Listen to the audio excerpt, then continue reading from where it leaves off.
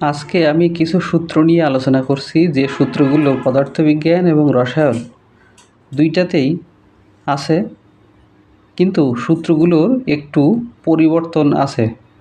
তো কোথায় কোথায় পরিবর্তন, কেন পরিবর্তন, সেই বিষয়গুলো নিয়ে আলোচনা করছি। আমরা জানি পদার্থবিজ্ঞানে এমকেএস বা এসআই পদ্ধতি ব্যবহার করা হয়, এসআই একক ব্যবহার করা হয়, এবং রসায়নে সিজিএস একক ব্যবহার করা হয়। তো আমরা যখন n-তম কক্ষপথের ব্যাসার্ধ নির্ণয় করব, তখন বলতে পারি যে Rn মানে n-তম কক্ষপথের ব্যাসার্ধ equal to n square h square epsilon naught by pm e square. তো আমাদের এখানে n হলো কক্ষপথের সংখ্যা, h হলো প্লাঙ্কের ধ্রুবক, এপসাইলন হলো শূন্য মাধ্যমে প্রবেশ্যতা, পাই এম হলো ভর, এবং ই হলো ইলেকট্রনের চার্জ।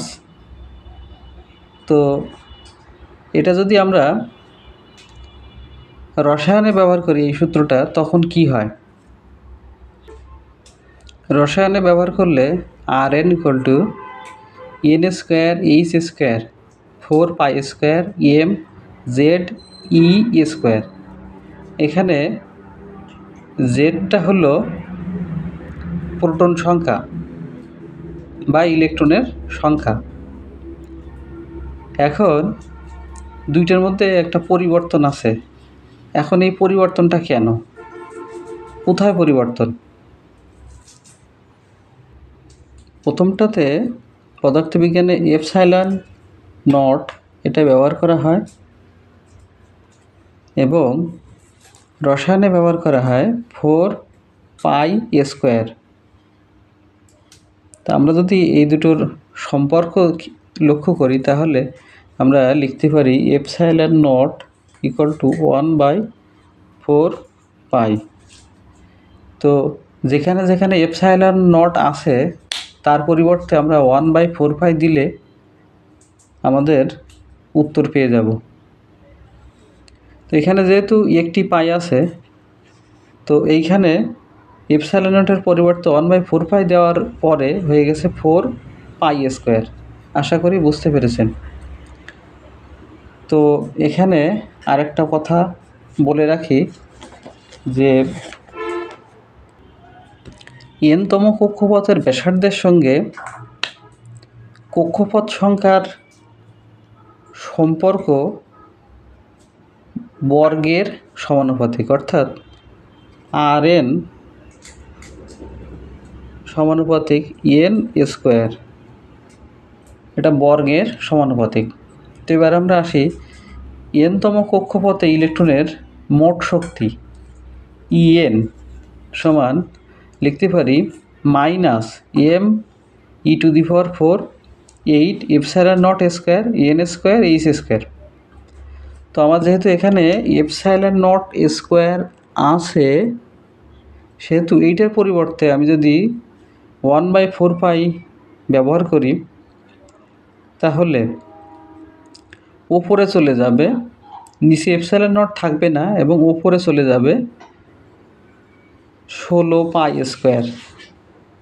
তো কাটাকাটি করার পরে সূত্রটা এরকম দাঁড়ায় -2 পাই square m Z square e⁴ n square h square.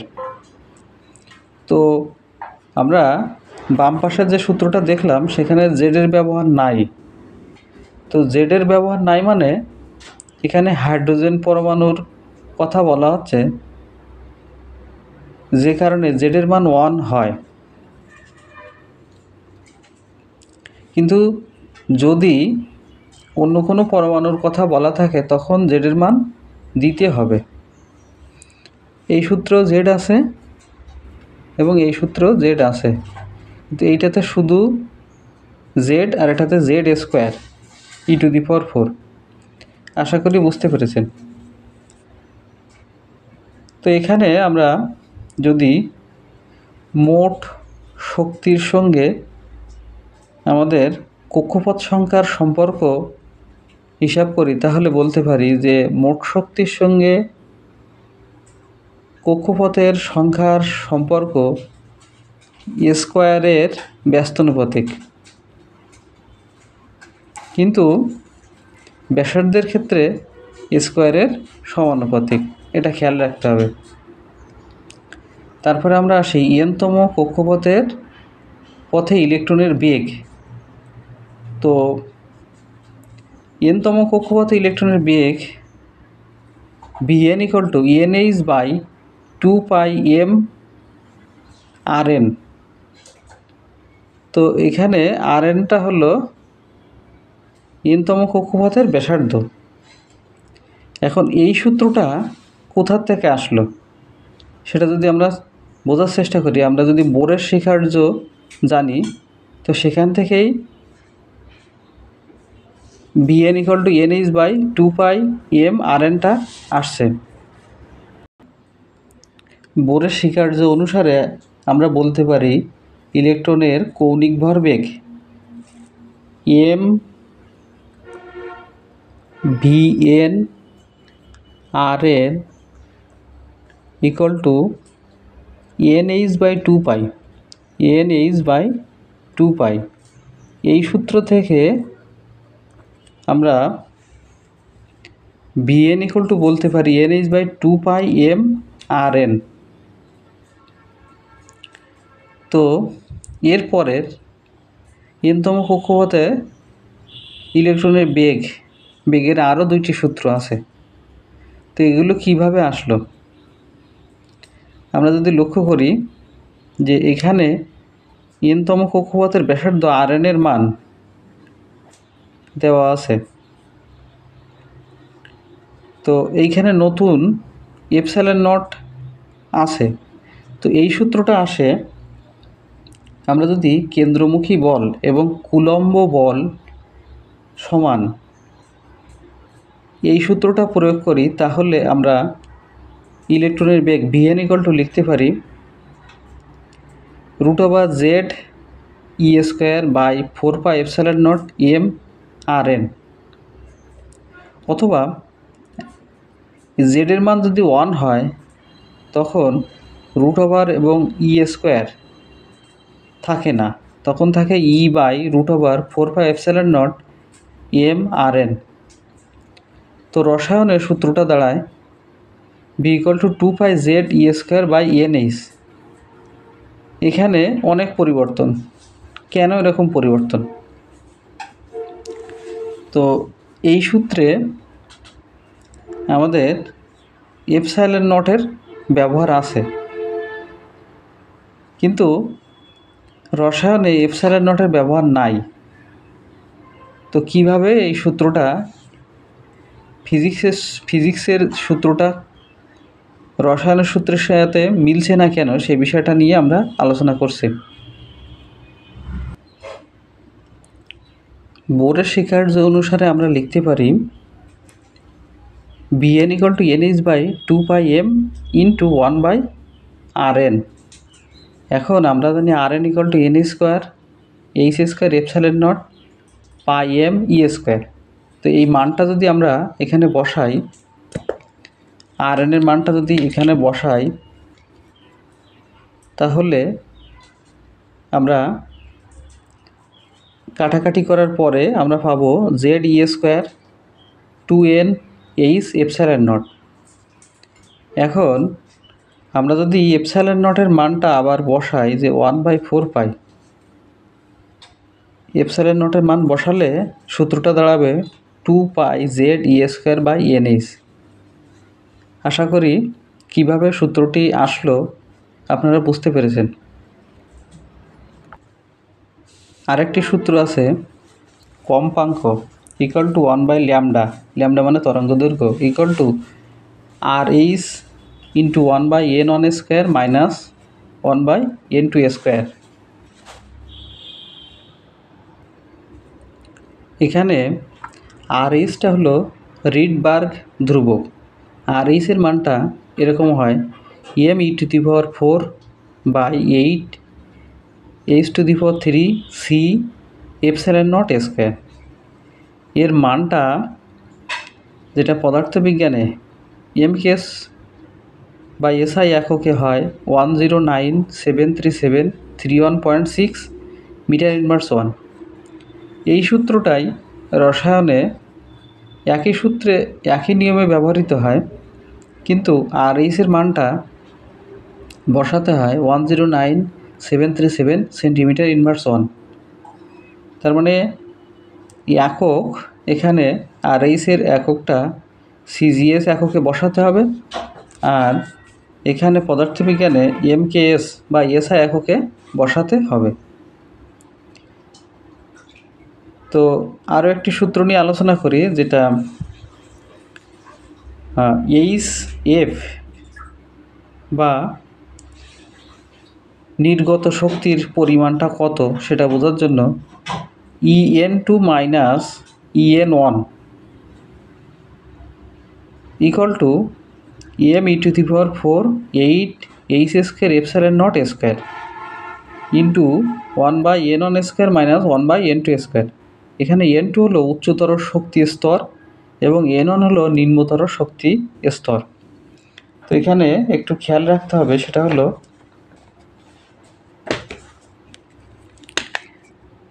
যদি আমি E1 2 থেকে En1 বাদ দিতে হবে। এখানে En2 থেকে En1 বাদ দিতে হবে, কিন্তু আমরা পরবর্তীতে যখন n এর মাধ্যমে বোঝাচ্ছি তখন n1টা আগে এবং n2টা পরে দিতে হবে। এটা একটু খেয়াল রাখতে হবে। এখানে হলো n2 আগে n1 পরে, আর এখানে হলো n1 আগে n2 পরে। তো n1 n2 এখানে কি বোঝানো হয়েছে? n2 হলো উচ্চতর শক্তি স্তর আর n1 হলো নিম্নতর শক্তি স্তর। তো এখান থেকে আমরা এই সূত্রটাকে এইভাবে লিখতে পারি, এই এইচটা যদি এইখানে চলে আসে তাহলে কম্পাঙ্ক f equal to m⁴ by 8 h³ epsilon naught square into 1/n1 square minus 1/n2 square. তো এই অধ্যায়ের আরও কিছু সূত্র আমি অন্য একটা ভিডিওতে দিয়েছি। আপনারা যদি পাশাপাশি ওই ভিডিওটাও দেখেন তাহলে এই অধ্যায়ের অনেক সূত্রই আপনি মনে রাখতে পারবেন এবং এটা নিয়ে অঙ্ক করতে পারবেন। তো এখন আমি কিছু বিভিন্ন ধ্রুবকের মান নিয়ে কথা বলছি। এপসাইলন নটের মান এখানে দেওয়া আছে, ইলেকট্রনের চার্জ দেওয়া আছে, প্লাঙ্কের ধ্রুবক, অ্যাংস্ট্রম এটা দৈর্ঘ্যের একক, যেটা মিটারে কত এবং সেন্টিমিটারে কত। এখানে আছে ইলেকট্রনের স্থির ভর, প্রোটনের স্থির ভর, নিউটনের স্থির ভর এবং এক পারমাণবিক ভর একক AMU যদি কেজিতে আসি তখন কত হবে, এটা আমাদের এখানে দেওয়া আছে, দেখে নিতে পারেন। এগুলো অঙ্ক করার সময় লাগবে। এখন আমি আলোচনা করছি এমকেএস বা এসআই এককে যে মান, বিভিন্ন মান কিভাবে সিজিএস এককে পরিবর্তন হয় এই বিষয়টা নিয়ে আলোচনা করছি।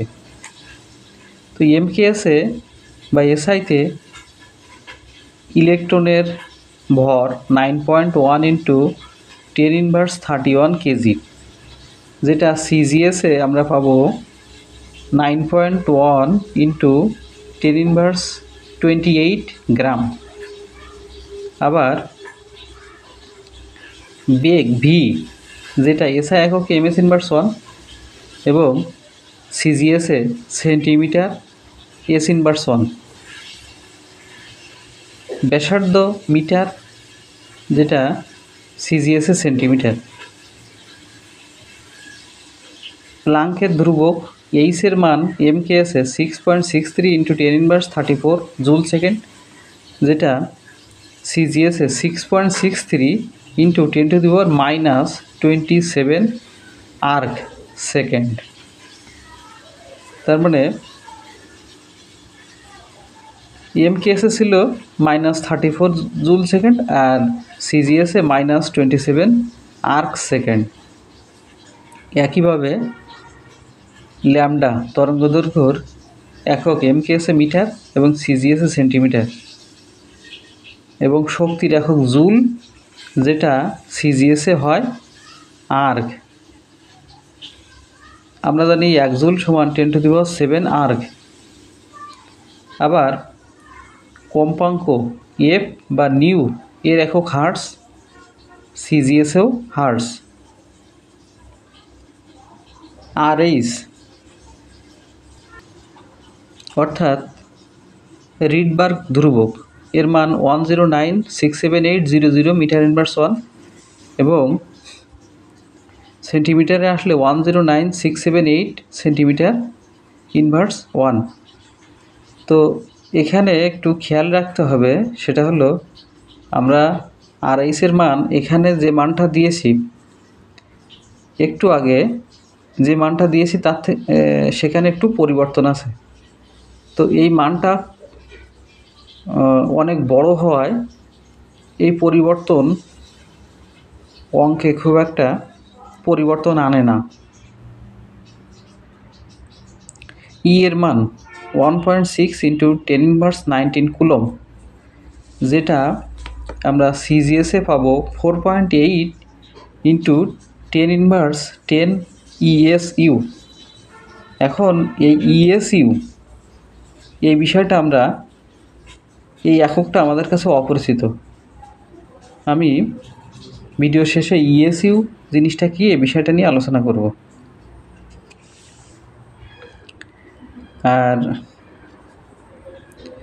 আর গ্যাস ধ্রুবক, মোলার গ্যাস ধ্রুবকের মান 8.314 joule mole inverse 1 kelvin inverse 1। যদিও এইটা এই ধরনের অঙ্কে কাজে লাগবে না, তারপরও এর এমকেএস একক এবং সিজিএস এককটাও আলোচনা করছে।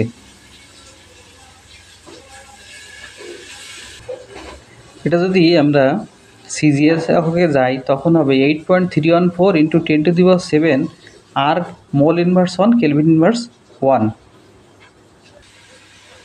এখানে ইএসইউ এবং ইএমইউ এই দুইটা একক আছে, দুইটাই চার্জের একক। এখন ইএসইউ এককটা কি? দুটি সমধর্মী এবং সমপরিমাণ বিন্দু চার্জ বায়ু বা শূন্য মাধ্যমে 1 সেন্টিমিটার দূরে থেকে পরস্পরকে এক ডাইন বলে বিকর্ষণ করলে তাদের প্রত্যেককে 1 ইএসইউ চার্জ বলে। এখন আমরা দেখি 1 ইএমইউ। দুটি সমধর্মী ও সমপরিমাণ বিন্দু চার্জ বায়ু বা শূন্য মাধ্যমে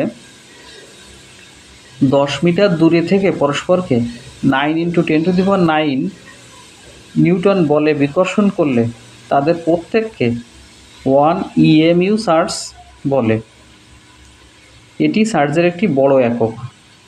আশা করি আপনারা এইসব বিষয়গুলো ভালোভাবে বুঝতে পেরেছেন। ভিডিওটি ভালো লাগলে ভিডিওটি লাইক করবেন এবং এরকম আরও অনেক বিষয়ের ভিডিও পেতে আমার চ্যানেলটি সাবস্ক্রাইব করে রাখবেন। ধন্যবাদ সবাইকে।